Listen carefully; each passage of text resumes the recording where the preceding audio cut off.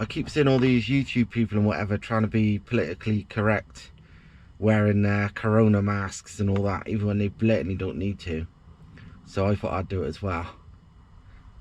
Actually, no, fuck that, it's bollocks. Only for shops. I mentioned on the Stav-Tech Facebook page about me modifying the air filter for my shitbox Mercedes C220CDI diesel daily driver. I purely did it because the standard airbox sits there, and while I thought the car was lacking a bit of grunt, I thought, oh, it's just going to be the air filter's clogged or something. But when I opened the air filter up, aside from realising the air filter was perfectly clean, the fucking airbox, especially the bolts were genuinely too hot to touch. Well, they did burn my fingers when I picked the bloody things up. So even though it had like a triple layer heat shield between the filter and the turbo and the I presume that's the cat there, the airbox sat there and it was fucking roasting hot, ridiculous. So I thought, well, fuck that. So I've mounted a cone filter there, modified the standard MAF, usually fits in the airbox, to there. The standard trumpet that's normally in the airbox is actually in there. It's got a nice radius trumpet. Then a 90 degree to that. I reused the original heat shield only quickly to help shield air from this, so it only gets cold air. Underneath, you can't see it, but under there it is cold air from behind the front bumper. And I didn't bother filming it or talking about it before because it's just my crappy daily and it was something I did in 10 minutes. But the difference it's made to sort of response and low down torque and everything is fucking dramatic. Like, the car's 100 times better. The gearbox doesn't bother changing down anywhere near as often, probably less than a quarter of the amount of times, because now it's got the grunt to not need to. It's like a different car. But it's still not perfect because this thing's done like 300,000 miles. So I'm just looking at other things I can do to sort it out a bit. And first thing I'm going to do is clean the EGR. I'm not going to remove it because on these, I'm pretty sure if you blank it, it picks up a fault code and goes into limpo mode. And I can't, you can get it coded out, but I can't be fucking bothered. So I'm just going to clean it out because it seems to work. But it's done 300,000 miles, so it's probably clogged. And going by that, I would say it's almost certainly going to be massively fucking clogged. Can't see much at the moment, but that is obviously the residue going slightly backwards out the EGR into the boost pipe at first, and look at that shit. So I'm going to take this off now and do my best to clean it up. I mean, all diesel boost pipes, because of the disgusting way diesels usually are from the factory, always end up filled with oil. So there's no getting away from that, and whatever, I'm just gonna, that can stay. I'd have to replace every single boost pipe to get rid of all the oily shit. But cleaning out this crap I can do to some extent, starting with this. So EGR valve's off, and going by the state of it, I'm surprised the car ran at all. It goes pretty well considering it's fucking looks like more than 50% blocked. Jesus Christ. This is what 300,000 miles and probably never ever being cleaned does. Lovely. The entire inlet manifold is pretty much like it too. I ain't taking the whole fucking thing off though. No chance. 5 minutes, very, very dirty, disgusting work later, and it's transformed. That is literally twice the fucking airflow. I really want to see the difference that's going to make, because that was ridiculous. And yeah, it's quite easy to do. I just used a screwdriver to scrape off the worst chunks. And I used some penetrating oil, you know, WD-40 type stuff, to loosen shit up a bit more, and then wiped it with some rags, and then wiped it with some brake cleaner, and then some rags. And yeah, I did a tiny bit of a wire wheel, but in all honesty, All that did was make it shiny. It wasn't, didn't really remove anything else. About 10 minutes work. You could carry on for another half an hour and get it perfect, but what's the point? It really, as it is now, would be no noticeable difference to if you spent, making it mirror finish. There's no point. So, right then, see what I can do about this inlet manifold. Right. This inlet is crazy. It literally looks like the inside of a fucking coal mine or something. Like looking into a cave. I mean, it's just vile. Hard to get a good shot because the camera is in the way of the light. But you get the idea. And it's like that pretty much all the way through by the looks of it. I don't want to remove the whole thing because this is just a cheap daily car. But I'm going to try and remove as much as I can with just picking at it. So. Right, this is the inside of the inlet manifold after cleaning it best I can in situ. Obviously it still looks disgusting, but it's just coated in shit rather than blocked up with shit. All I did was use a mixture of a screwdriver and a long threaded bar that I had and scraped the shit out of it all. Basically just ran it round over and over until nothing else was coming off it. I then got an airline and blew it out, and most of the crap came out. Obviously a load of the crap would go down the ports, but it does naturally, that's just what the engine's eating all these bloody years. Obviously I can't get into the runners. I bet you they're caked up to fuck, but nothing I can do about that without removing the inlet, and I'm not going to, because I'm just trying to do easy stuff. But fucking hell, difference is dramatic. Right, all back together, runs again. Sounds like the same old clattery shit it always did. But yeah, hopefully it's better now. Update on the Merc after I degunked the fucking terrible EGR valve and inlet manifold. Didn't make much difference. Maybe a little bit, I don't know. Nothing much, nothing I would say, oh my god. I mean, the intake, that was big. This, nah, maybe nothing.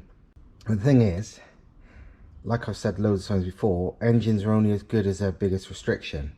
And chances are, because I could only clean the plenum and the EGR, the biggest restriction is most likely that same massively gunked upness, but in the inlet runners and the swell flaps, which are in the inlet. So if they're gunked up solid, it don't matter how free flowing the rest is, if it can't get through the bigger restriction. So maybe that's why it made no difference. Don't know. Thing is, getting the inlet off this is a fucker. I mean, you can't even see it. It's under there somewhere. And I don't think I can be bothered. I mean, it's just a cheap, crappy car. So I don't really want to spend a fucking day taking all this crap off just to get to it. I might change my mind one day, but as it is, nah. One thing I've done though is fitted one of these cheapo tuning boxes. Literally cheapo as well, probably the cheapest one I could see. I can't remember what it cost me, like 50 quid or something. And it's got the worst logo in the world, some tiger like it's the 1980s. But it don't seem much faster. Maybe a little bit. The speedo is more of an indication. Seat of the pants don't feel much different, but I swear the speedo seems like it goes through faster. But again, with those swirl flaps and intake ports being so fucking gunked up likely, maybe it wouldn't. I don't even know how these crappy things work. They're just some kind of interceptor box before the fuel rail, so they blatantly just like kid the, use resistors or something to fuck with the sensors. Either way, I think maybe to bump up the, it's probably some bullshit that bumps up the injection pressure or something. I've never looked into it, but it's clearly like something simple as fuck. A cheapy remap's probably only 150 quid. That's fucking probably half of what this car's worth. But what I'm going to do next is boost leak test it, because, well, I might have a boost leak and that would knacker things up a bit, and I've got to do it to the Volvo anyway, so let's do it first to this Merc. All I did, like you do with any of them, got the boost leak tester, the smoke machine, and a battery and the compressed air. I've took off the intake pipe, which normally runs there, because you don't want to blow this through the MAF, the smoke, because it's disgusting. It'd knacker the MAF up, I would have thought. So you just knock up some pipes to make it fit and pressure it all out. So let's see what happens. Let's just make sure there's smoke.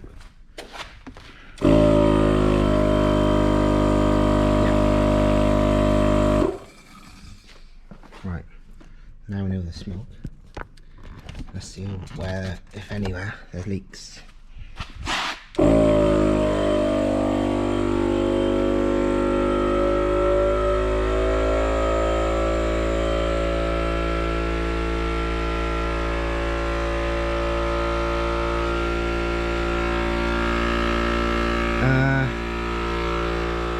Nowhere. Yeah, I'm really taking this fucking about with the daily driver thing way too far. I'm meant to be working on a Volvo right now, but instead I've just removed the cat. It's dead easy. It's literally a V-band on the outlet of the turbo, this weird circlip on the other side, and then undo a bolt which braces it to the block, and it's off.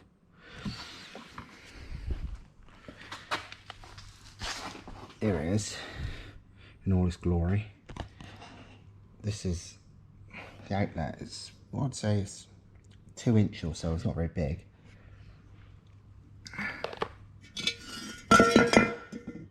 Inlet's far bigger, but it's restricted by that.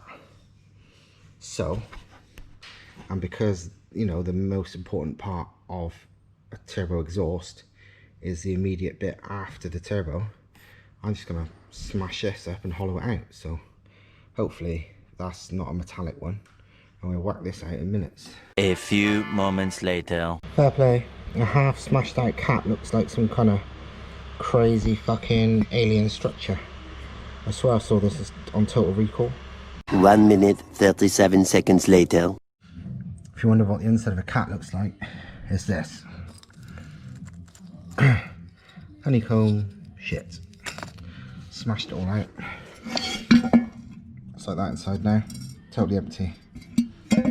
So let's refit it. 2 very boring minutes later. Cat's back on. Well, the cat casing is back on. But yeah, all dead easy to put back together. Real, you know, very simple. Next thing I did, to be on the safe side, is check the vacuum system, because that's what controls the boost and everything on most diesels. It's not pressure like petrol, it's vacuum. That comes from, on this one, this vacuum pump here. It runs off the cam pulley, and it's this line here with this red marker on, and it goes round there to the brake booster, and then tees off there and controls everything. I mean, the headlights, the wastegate actuator, the EGR, all sorts of shit. So if you've got a leak anywhere, it could fuck up a whole lot of things. Well, I tested it with the smoker, and there's no leaks there either, which is good news. So realistically, all I can do now is fucking drive it and enjoy it. I really would like to clean out that inlet manifold, but that's some commitment, that is, on a piece of crap car like this, because that inlet is a fucker to take off. Several months later. Right, this next part of the video is actually filmed, wow, quite a few months after the first part of the video you've been watching. Because to be honest, I did all that, and then I thought, well, I wasn't massively impressed, and it was a bit inconclusive, so I thought, bollocks to it, and I've never actually posted the video. But today, I went down the workshop to do something else entirely, and got a bit of a brainwave, so I decided to do something else, and it's much better now and probably worth posting as a video. So I'll explain what I've done. Basically, after that cheapy tuning box and all this and that the other, it was a lot faster, not really any more or any less economical, but a lot quicker and a lot nicer to drive. But while it had a bit of black smoke on acceleration, which was, well, understandable with the cheapy tuning box, which all it really does is increase the fuel rail pressure. It kids the ECU into thinking there's lower pressure than there really is to artificially bump up the fuel pressure. So it's a bit basic, but you know, it works. But with the added fuel from that and the gutted main cat, you know, it was understandable if I had a bit of black smoke on acceleration. But the weird thing that was happening, and it's not common, or doesn't seem to be, I don't know, I'm no massive expert on these, was it was smoking sometimes at idle, sometimes nothing. Sometimes you'd sit there in traffic and you'd see like a waft of fucking smoke go past. It's like, you know, black smoke as well, you know, fuel, soot. And that's a bit shit, but, you know, I thought probably a leaky injector is most likely, but I don't actually care enough about this car to bother checking. It actually drove fine apart from that. Somebody suggested the EGR might be at fault. Thing is, I vacuum tested all the pipes because, you know, the EGR opening and all this and that the other is controlled by vacuum, and they all worked. I pressure tested all the boost pipes and there was no leaks. I checked that the EGR valve was sealing and it sealed fine. So in my head at least, it's like, well, the EGR is fine. But then I thought, hang on, what about if that black smoke is literally recycled EGR smoke, and maybe it's just because EGRs are fucking what they are. Because one thing I have noticed as well, since I've deleted the breather pipe, it used to obviously go to the intake as standard, you know, PCV or whatever they call it, what was to the intake from this and now is vented to Atmo, is beforehand, like you probably know from all diesels, the boost pipes were fucking oily and black as fuck, and that's from the PCV.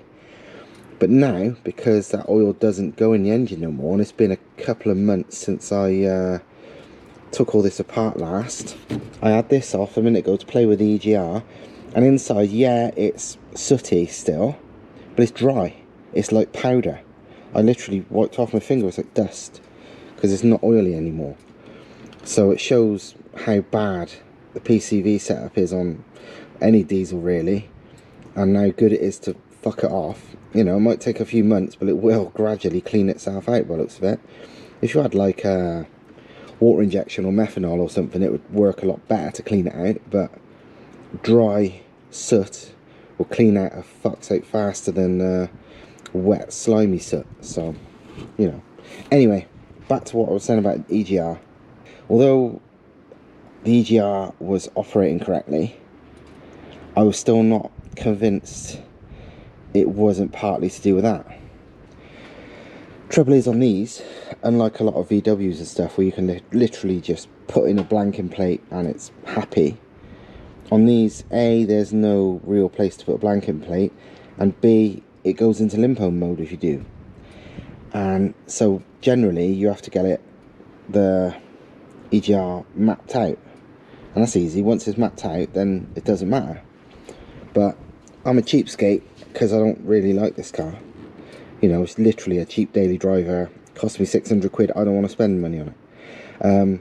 So I wasn't going to get a remap. They probably cost about half what this whole car even cost me. So I've sort of looked into how the EGR works, well, more like why it knows to put on the limp mode. And the reason is, what it does, when the ECU activates EGR, it knows that there will be less air, or there should be less air, coming past the MAF sensor, because some of it will be coming via the EGR valve. So it knows when the EGR valve isn't working, because the ECU will know it's open, but the airflow via the MAF is the same. You can kid it by shit with resistors and diodes and stuff to fake the signal, because, you know, all sensors are is signals, and the ECU interprets, you know, the signals to be whatever they are. But I thought, hang on, if that's the case, it does, you know, it doesn't care if there really is any exhaust gas going in, it just has to know something's going in. Then we do kind of like I did on the E55 AMG Turbo, which I did for improving throttle response. But on this, well, that'd be a bonus too, but in fact it was just to kid the EGR, and that is let it suck in air, but just from Atmo. Obviously if you lived in a dusty environment and actually gave a shit about your car, you'd put a little filter on that, but the EGR pipe is now to Atmo. All I've done is cut the pipe off, because this part just pulls off, and welded a cap over the end. Fucking, the weld shit, because I thought I'd turned the gas on and I'd forgot, but either way, it is sealed. I didn't even use any new metal, because the bit of metal I cut off this, the pipe, I sliced in two and then hammered flat and used as a cap. So yeah, now the EGR, there is no more EGR, everything's still plugged in, but the MAF sensor doesn't know that, and nor does the ECU, because what's actually coming in is fresh air. So as normal, when the ECU decides it wants EGR, which is basically usually at idle and part throttle and whatever, and it opens the valve, you know, the EGR valve's open and it sucks in fresh air. And then when you go on boost, it closes, and job done. And I've taken it for a bit of a test drive, and there seems to be no, you know, it hasn't flagged any dodgy fucking limpo mode up, which is what basically happens if you just blanket the normal way. Yeah, all the vacuum hoses are connected still to the EGR valve, so it operates like standard, but instead of sucking in dirty, disgusting EGR, black exhaust gas, it sucks in fresh air, hot air at the moment, because I'm only sucking it from here because I don't really give a shit. It doesn't, it's only at idle and part throttle, so it's no big deal. I could duck that down to the front, but really the difference, it's one of the things where it's just not worth the trouble. You won't notice any difference. But yeah, I've took it for a drive. No limp mode, and more to the point, no more smoke. No smoke at idle, no smoke at full beans. It feels like it goes a bit better, and happy days. So yeah, you don't have to get your EGR mapped out, you can just do it this way. What I might actually do now is turn up the tuning box, because they've got little, if you undo this, there's little like trip switches, and I think it's on like setting 2 out of 8, so I might turn it up now, see what we can get. Tiger tuners. Right, so from what I understand, behind this, I think I've looked at it already, I can't even remember, but behind this is just some trip switches.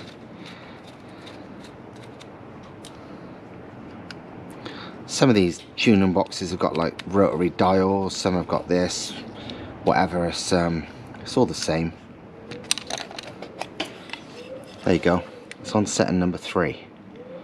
So what should we go to? Should we just go to 8 and see how bad it is, and then go work back from 8? Right, 8 it is.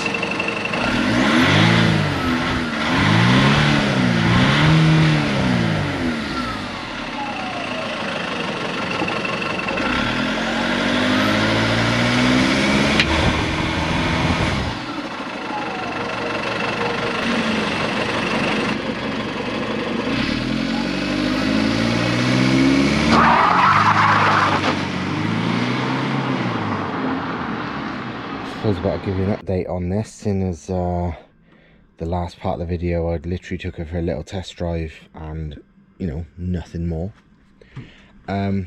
Basically I've done let me see, good 50 odd miles in it now, and driving it pretty fucking hard. Well, beating the shit out of it because it's quite fun. It goes all right. But yeah, in those 50 odd miles, it's gone into limpo. Well, I don't even know if it's limpo mode. Basically, I was literally sitting at some lights after I'd absolutely kicked his head in for 30 odd miles at least, and when I went to pull off the lights, it was just really slow. No lights on, no nothing. I keyed off and keyed on, and it was fine again, and it's been fine since. Plugged the scanner in, fault codes, and it found no fault codes. Whether it's just a shit scanner, I don't know. You know, it connected. I could watch the you know, the math values, the map values, the fucking load, you know, the actual fault code reader was reading all the sensors, no problem, but it didn't find any fault codes. But to be honest, in the space of like 50 miles, the only inconvenience was having to key off and key on, and I didn't even stop the car was rolling. I just keyed off and keyed on. It's like no one would even know the difference. If that's all it is, then I'm fine with that. So, you know, because like I said, there's no smoke anymore, you know, there's no nothing, it just goes really well. Oh, just thought of something. The only disadvantage I've found so far is because the EGR valve opens at light load. Sometimes at light load the turbo's on boost, and when that's connected to the EGR, normally it doesn't matter because you can't hear it. But as it is, if you're on light load, say like slowly going up a hill at light throttle, so it's enough load to make it boost, the EGR valve's open, and it kind of sounds a mixture of like a big boost leak or a dump valve. It's just like psh, out of there, which is all like, it sounds like your fan's on when it's not. Easy way to fix that would be run a pipe down a bit longer to somewhere, or even back to your airbox if you wanted to, but just a pipe to somewhere not so near the cabin, and you wouldn't even notice it. But I can't be bothered at the moment, to be fair. All you'd need to do is a, you know, rubber pipe on it. I'd prefer to just blank it off entirely, but like I said, you need that reprogrammed to do that. But this way certainly gets rid of all the smoky shit and all that from the usual way of having the EGR connected. But yeah, overall great success. The car is literally much faster and nicer to drive. So yeah, if you want to do it, easy done. All you're buying really is a tuning box, or maybe a cheapy filter if you want. And it's cost me all of, wow, whatever the tuning box cost me, 30 quid? I don't fucking remember anymore. You can look on eBay, or honestly, tuning boxes are all the same. Don't let anyone kid you otherwise. They're basically variable bloody resistors. You know, each of those different settings is just a different, you know, amount of resistance to fool the fuel pressure sensor. There's no map in them, there's no nothing. It doesn't change anything in, you know, it's not a piggyback. It is literally fooling one sensor. But on a diesel, you can actually get away with that. Yeah, it's not as good as a remap. You know, yeah, a remap's better, but is it £200 better? Yeah, it is if you love the car. But if you just want your car to go a lot better, then no, 30 quid, you know, a bargain for what it is. 24 hours later. I'm in the shitty Merc, not the good one, the diesel daily driver, 250,000 mile diesel piece of crap. I'm going to performance test it. Nothing major, it's still not going to be fast. I'm just wondering how much quicker it is than standard. I mean, it's done 250,000 miles, so probably naturally it's a fuck's sake slower than standard. But that don't mean that this one isn't fast, and I've tuned it. It feels fast. Well, not, no, tell a lie. It doesn't feel fast. It feels faster than it did, a lot faster. I mean, this is like, these are like 1,590 kilos, so heavy as fuck. And it's got like a 2.1 litre turbo diesel. It's not a quick car. It's automatic. 146 brake standard, I think about 250 pound-foot, but still not much.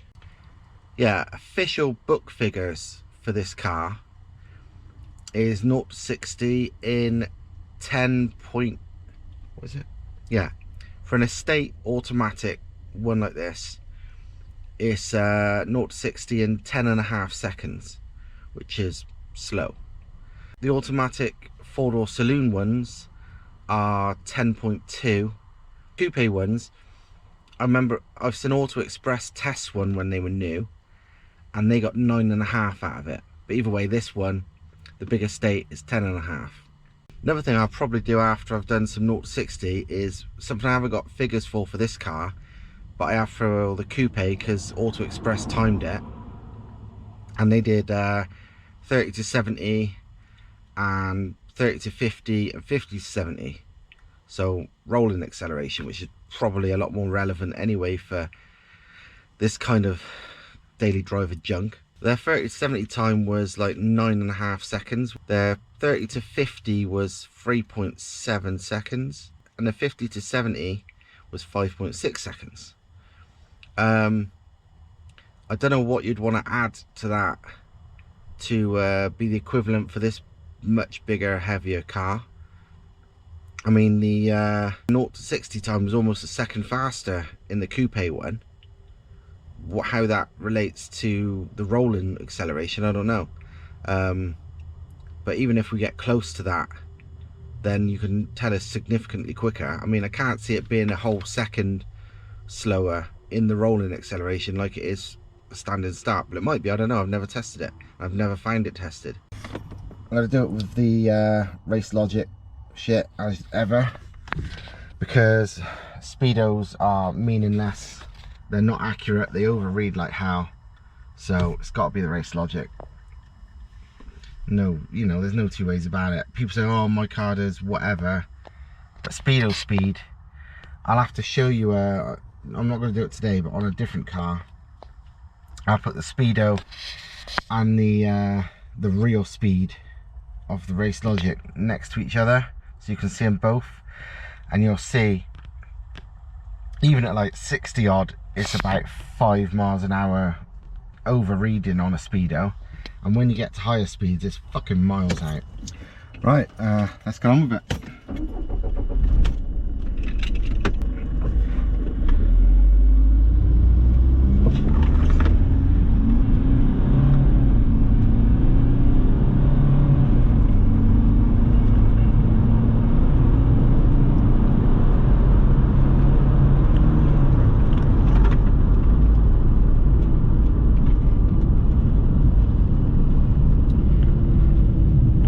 9.1 to 60, which is nearly a second and a half faster than standard, and 9 seconds 30 to 70, which is a good half a second quicker than even the coupe does it in. Still slow, don't get me wrong, but compared to standard, it's fucking much faster. Right, let's go for a little drive.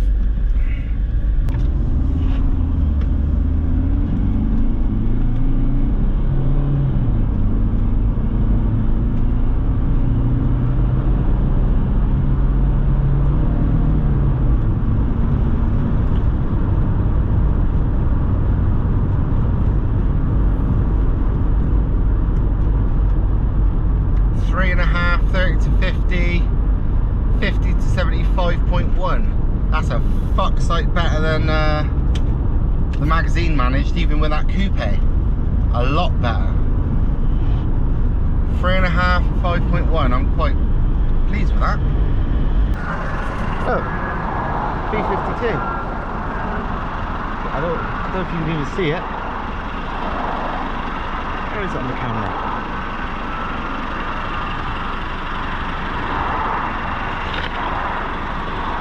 In my eyes I can see it. Can't see shit on this camera though.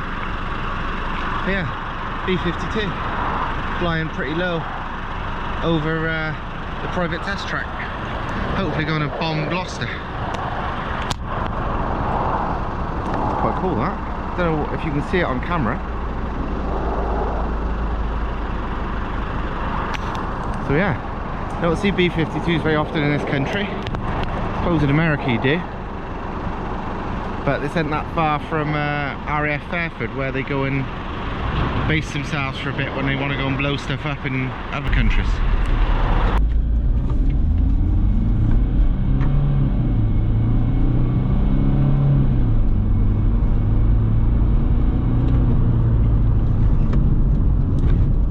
Alright, I suppose.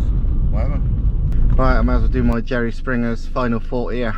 My final thought is, you can polish a turd, but it's still a bit of a turd. Yeah, for me, tuning's all about value for money and, you know, bang for your buck. And you're a bloody idiot if you tried to get a car like this and like tried to make it a legit fast car. It's just a waste of time. They're shit.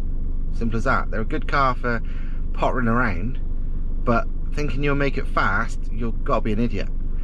But doing what I've done and just making it gone from dog slow to a respectable enough car that actually accelerates all right and doesn't like just, you don't want to just fucking kill yourself with boredom. If it costs no money, I mean, this has cost me like, I don't know, what's it cost, 50 quid?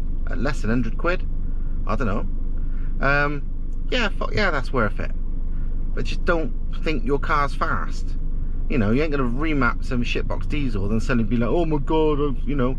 You get loads of these dickheads with like basic remap diesels and stuff and suddenly think their cars are rapid. Yeah, they're rapid compared to standard, but they're still shit. It's worth doing because it's cheap, easy gains for a lot nicer car. But your car ain't fast. This ain't fast. This is fucking slow. Compared to a performance car, it's just a damn sight nicer to drive. So I don't regret doing it, because I knew it would be like this. In fact, I didn't expect it to be this much better, but just a little bit better for hardly any money was, you know, makes it a much more enjoyable and nice car to drive. So yeah, job done. But if you want a fast car, start with something that's either already a bit quick or just more to the point, a fuck's out more tunable. Starting with a heavy car that's not that tunable and not much power is just retarded, but loads of people do it. Start with something light-ish that can make shitloads of power, and then job done. So yeah, I'm off. This will be the last of this kind of shit slow diesel tuning, because, you know, I've shown it you now, you don't need to do any more. Back to the ridiculous stuff. So see you later.